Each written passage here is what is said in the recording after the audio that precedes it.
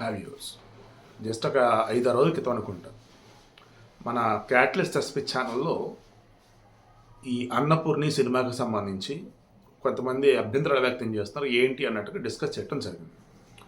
అందులో నేనేం చేశాను, only positive terms wise positive అంశాలు ఏవైతే అవి తీసుకొని నేను వెళ్ళాను అనాలిసిస్లోకి. ఓకే సార్, ఇది బాగానే ఉంది, బట్ కాయింట్ ఇంకో సైడ్ ఉంది, అది మీరు చూసారని కింద కొంతమంది కామెంట్లు పెట్టారు.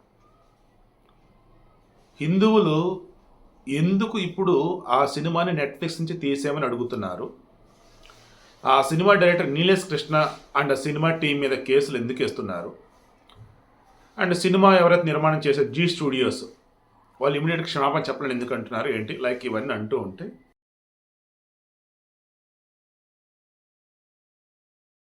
సరే, ఈలోపు స్టెప్స్ ఏం తీసుకుంటారు ఏది ప్రొడక్షన్ హౌస్ వాళ్ళు, నెట్ఫ్లిక్స్ వాళ్ళు అన్నది చూద్దాం.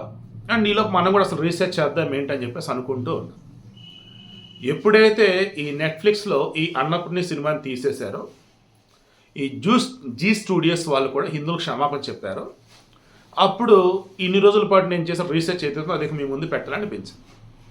ముందుగా సినిమాలో చూపెట్టినటువంటి దానిలో ఒక శ్లోకం అనేది ఇక్కడ అత్యంత కీలకం. తౌ తత్ర హత్వ చతురో మహామృగాన్ వరాహమృష్యం పృషితం మహారుం ఆదాయమేజ్యం త్వరితం భూభుక్షితౌ వాసాయ కాలే ఏయాతుర్వనస్పతిం. ఈ శ్లోకానికి నేను మొత్తం చెక్ చేస్తున్నప్పుడు 2 మీనింగ్స్ కనిపించాయి. వాళ్ళు అంటే రామలక్ష్మణులు వారి వద్ద ఉన్నటువంటి ఆయుధాలతో రకరకాల పండ్లని మిగతావి సేకరించి సాయంకాలం అవుతుంది అని చెప్పేసి ఒక అత్తి పండు చెట్టు దగ్గరికి వెళ్ళి విశ్రాంతి తీసుకుంటూ వాటిని తిన్నారు అన్నది ఒకటి. ఇంకొకటి, వారి దగ్గర 4 రకాల ఆయుధాలు ఉన్నాయి, వాటితో తౌ తత్ర హత్వ చతురో మహామృగాన్, వారి దగ్గర ఆయుధాలు ఉన్నాయి, వాటితో ఒక పందిని, తెల్ల కాళ్ళు ఉన్నటువంటి మగ జింకని, నల్ల చారలు చుక్కల జింకని, అండ్ ఇంకొక నల్ల చారలు ఉన్నటువంటి తెల్ల కాళ్ళు ఉన్న జింక, చుక్కల జింక, నల్ల చారలు ఉన్న జింక అండ్ పంది. రైట్, ఈ 4 చంపి అక్కడ ఎవరైతే ఈ ఆశ్రమం వాళ్ళు ఉన్నారో ఆశ్రమంలో వారికి ఇబ్బంది లేకుండా చేసి వారు ఆదాయమేజ్యం పవిత్రమైనటువంటి కందమూలాలను తీసుకొని వచ్చి విశ్రాంతి తీసుకున్నారు అన్నట్టుగా ఇంకోటి చెప్తున్నారు. మరలా ఇంకొకటి, వీరి దగ్గర ఉన్నటువంటి ఆయుధాలతో ఈ 4 రకాల ఇందా నేను చెప్పానే పందిని, తెల్లకాయలు ఉన్న జింకని, చారల జింకని, తర్వాత చుక్కల జింకని, వీటిని వేటాడి ఆ మాంసాన్ని తీసుకొని వచ్చి కాల్చుకొని తిన్నారనేది ఇంకొకటి చెప్తున్నారు. ఇలా రకరకాలుగా కూడా సీరియస్లీ ఇప్పుడు నేను ఏవైతే చెప్పానో గూగుల్లో మొత్తం చెక్ చేసుకుంటా పోతుంటే ఒక్కొక్క వర్షన్లా ఉంది. అప్పుడు కొంతమంది పండితులని అడిగినా, అప్పుడు అదేంటంటే వాల్మీకి రామాయణం ఎలా ఉంటుందంటే అది ప్రామాణికం, కానీ ఆ తర్వాత రకరకాల రామాయణాలు వచ్చున్నాయి.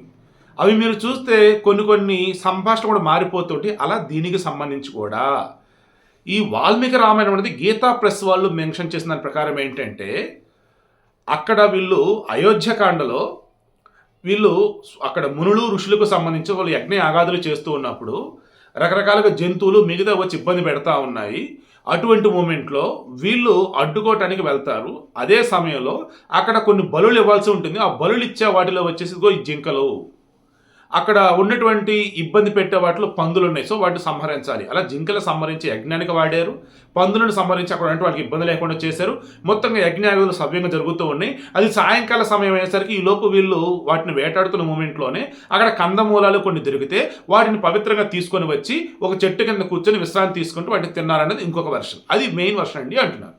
బట్ సినిమాలో వచ్చేసి ఫర్హాన్, దట్ మీన్స్ జై క్యారెక్టర్ ఏం చేస్తాడు, నయనతార హిందువుల వైష్ణవ బ్రాహ్మణ కుటుంబంలో పుట్టినటువంటి అమ్మాయి, ఓకే, రంగనాథుడి ఆలయంలో సేవలు చేస్తున్నటువంటి ఒక వ్యక్తి కుటుంబంలో కీలకమైనటువంటి పర్సన్. ఈమె చెఫ్ అవుదాం అనుకున్నప్పుడు వాళ్ళ ఇంట్లో వాళ్ళు అబ్జెక్షన్ చెప్పినా సరే ఏదో ఒక విధంగా చివరికి చెఫ్ అవుదామని చెప్పేసి ట్రై చేస్తూ కాలేజీలో జాయిన్ అయిన మూమెంట్లో అప్పుడు కొయ్యాల్సి వచ్చిన సందర్భంలో ఈ రాముడే తినంగలేంది నీకేంటి అని చెప్పేసి తౌ తత్ర హత్వా చతురో మహామృగన్ వరాహమృష్యం పృషతాం మహారోమం ఆదాయ మేఘం త్వరితం భూభుక్షితౌ వాసాయ కాలే యయాతుర్వనస్పతిం అని చెప్పి ఈ శ్లోకం చెప్పి శ్రీరామచంద్రులే వేటాడి 4 జంతువులని ఆ తర్వాత వాళ్ళే తిన్నారు కాల్చుకొని. అలాంటప్పుడు మీ దేవుడే తినగలేనిది నువ్వు చేస్తే ఏంటి అని చెప్పేసి అంటాడు. నువ్వు ఇంకెక్కడ తినటం లేదు కదా, కేవలం కొయ్యటమే కదా, కొయ్యి అన్నట్టుగా అతను అంటాడు. అప్పుడు ఆమెకు వస్తుంది. ఆ తర్వాత ఈ వచ్చేసి తినాల్సిన సందర్భం కూడా వచ్చినప్పుడు కూడా అదే వేలో ఆమెను మోటివేట్ చేస్తారు. అంటే మన పురాణ ఇతిహాస సాంప్రదాయాల్లో మొత్తం చూసుకుంటూ ఉన్నప్పుడు మనం వెజ్కి ఎక్కువ ప్రిఫరెన్స్ ఇస్తూ ఉంటాము.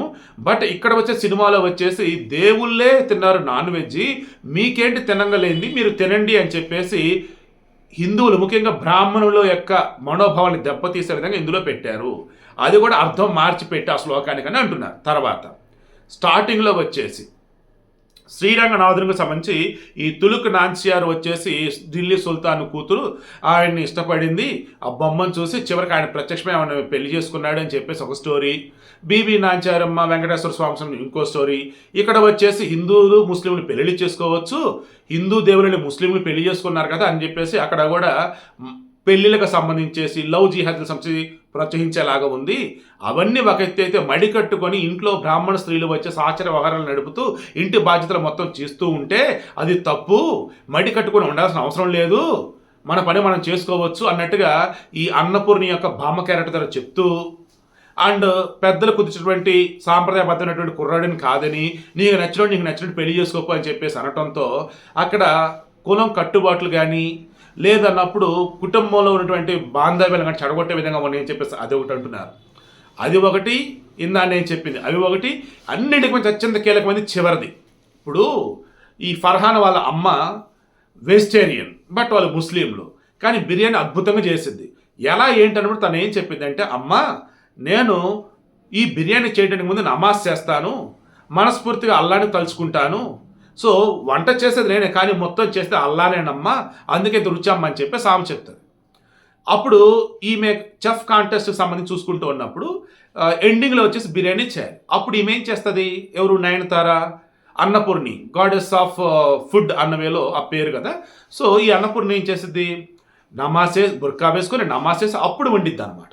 అది ఎలా ఉంది, బిర్యానీ చేయాలి అంటే రుచిగా రావాలి అంటే బుర్కా వేసుకొని నమాజ్ చేయాలి. That means conversions. ఇప్పుడు ఆ ఫర్హాన్ వాళ్ళ అమ్మ చేతే మనస్ఫూర్తిగా నీకు నచ్చిన దేవుణ్ణి తలుచుకొని వంట చేస్తే బాగా వచ్చిద్దామని ఆ డైలాగ్ పెట్టినట్టయితే ఎంత బాగుండేది. ఎందుకంటే అప్పుడు నయనతార కూడా తన ఇష్టదైవ శ్రీరంగనాథుడిని తలుచుకుని ఈ బిర్యానీ చేసేది బాగా వచ్చేది కదా, అలా చూపించాల్సింది. కానీ హిందువులని ఇతరుల పట్ల అట్రాక్ట్ అయ్యే విధంగా, దట్ మీన్స్ వేరే మతస్థులు అట్రాక్ట్ అయ్యే విధంగా అతను ఇలా చూపించాడు. తర్వాత బిర్యానీ అన్నవేళ ఎలా చెప్తున్నాడు, పర్షియా వాళ్ళు కనిపెట్టింది అన్నట్టుగా మెన్షన్ చేశారు. ఇందులో పర్షియా కాదండి, మన నరమహారాజు ఆయన ఏదైతే ఉందో పాకదర్పణం అని చెప్పేసి ఒక రచన, అందులో క్లియర్గా 3 రకాల బిర్యానీ ఐటమ్స్ అందులో ఉంటాయి. 8,000 ఏళ్ల క్రితమే అదిగో ఆయన ఆ రకంగా చెప్పున్నాడు. దాన్ని కూడా వాళ్ళ ఖాతాలో వేసుకున్నారు.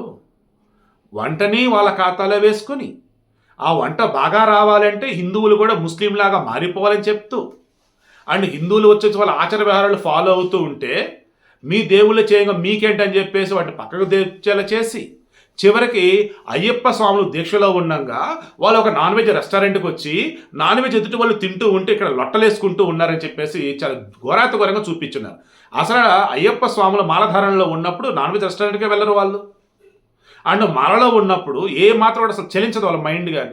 అటువంటిది ఆహారం పట్ల ఆకర్షితులు అవుతున్నట్టుగా నెగిటివ్ వెళ్ళి చూపించడం. అడుగడుగునా కూడా ఈ అన్నపూర్ణి సినిమాలో హిందువుల మనోభావాలని కించపరిచే విధంగా, హిందువులని తక్కువ చేసే విధంగా, అదేమంటే హిందూ దేవుళ్ళ పేరు చెప్పి వాళ్ళు ఏం చేశారంటే మీరు కూడా చేయొచ్చు అని చెప్పేసి జనాల్ని డైవర్ట్ చేసే విధంగా. ఇప్పుడు ముస్లింలో లేదన్నప్పుడు క్రైస్తవులు అన్నప్పుడు వాళ్ళ దేవుడు వచ్చేసి అసలు అన్ని శక్తులు అమోఘంగా వాళ్ళ దగ్గర ఉన్నాయి, కానీ అవన్నీ వీళ్ళు చేయగలుగుతారు, లేదా దేవుడే చేయాలి మనం చేయకూడదు చెప్పేసి వాళ్ళకి చెప్తారు. బట్ ఇక్కడ వచ్చేసి హిందూ దేవుడు చేయగలేదు మీకేంటి అని చెప్పేసి పెళ్ళిళ్ళకి సంబంధించి కావచ్చు, ఇక రకరకాలకు సంబంధించి చెప్తా ఉంటారు. సో కేవలం వాంటెడ్గా కొంతమంది హిందువులకు సంబంధించేసి వారి యొక్క ఐకమత్యాన్ని దెబ్బతీయాలని, శాకాహారులుగా ఉన్నవారిని మాంసాహారులుగా మార్చాలని, హిందువులుగా ఉన్న వారిని వేరే మతం పట్ల ఆకర్షితులయ్యా చేయాలని, లవ్ జిహాదులతో అట్రాక్ట్ చేయాలని ఇవన్నీ కూడా ఈ సినిమాలో చూపించారు. అందుకే ఈ సినిమాని బ్యాన్ చేయాలి, రద్దు చేయాలని చెప్పేసి కేసుల మీద కేసులు పెడితే ఈ జ్యూస్ స్టూడియో వాళ్ళకి అప్పుడు అర్థమయ్యి అయ్యా తప్పు అయిపోయిందా అని చెప్పేసి నెట్ఫ్లిక్స్ నుంచి తీసేయడం జరిగింది. ఇది కథ. సో ఫైనల్లీ హిందువులు కళ్ళు తెరిచారు. ఇక మీదట ఎట్టి పరిస్థితిలో కూడా చూసి చూడనట్టుగా వదిలేసే పరిస్థితి అయితే లేదన్నట్టు వాళ్ళు అంటున్నారు. ఇది ఏ సినిమా అయినా, ఏ సీరియల్ అయినా, ఏ సిరీస్ అయినా, ఏ బుక్ అయినా, ఏ రచన అయినా.